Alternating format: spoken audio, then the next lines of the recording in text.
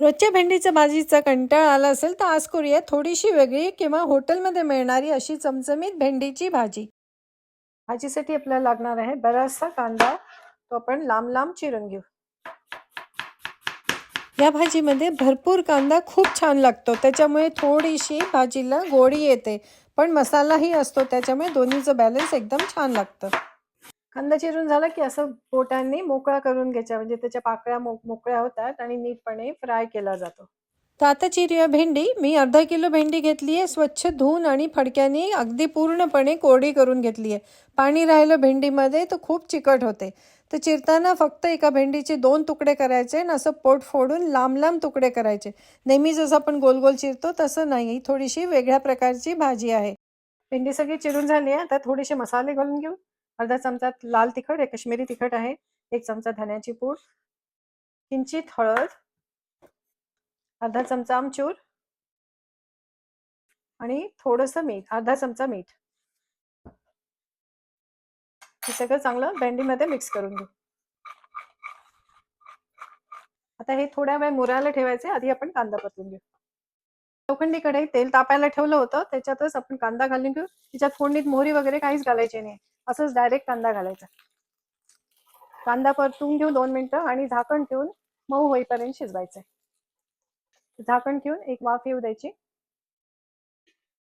कांदा छान लालसर परतला गेला तर घालूया बाकीचे मसाले. भेंडीला आपण मसाले लावून ठेवले, पण कांद्यात काहीच घातलं नव्हतं.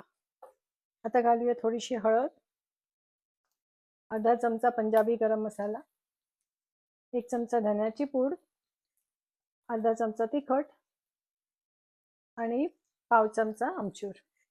छान हलवून घेऊ, परतून घेऊ. मसाल्यांचा वास आला पाहिजे. आता चवीला मीठ. 1-2 मिनिटं हलवून घेऊ, म्हणजे मसाले सगळे कांद्याबरोबर व्यवस्थित परतले जातील.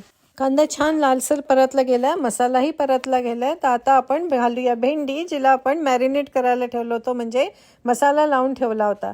आता ही सगळी भेंडी, त्याचबरोबर खाली जो बाउलमध्ये मसाला असेल तो पण, हे सगळं घालून मस्तपैकी हलवून घ्यायचं. आता सध्या हाय हीटवर करायचं आहे, कारण भेंडी एकदम कच्ची आहे. भेंडी 2 मिनिटं मोठ्या गॅसवर परतून घेतले. आता झाकण ठेवून 5-7 मिनिटं वाफ येऊ देऊ. 10 मिनिटं झाली आहे आणि भेंडीच्या भाजीला दणकून वाफ आली आहे. भेंडी शिजलेली पण आहे, रंग बदललेला आहे, त्या आरती आता शिजलेली आहे.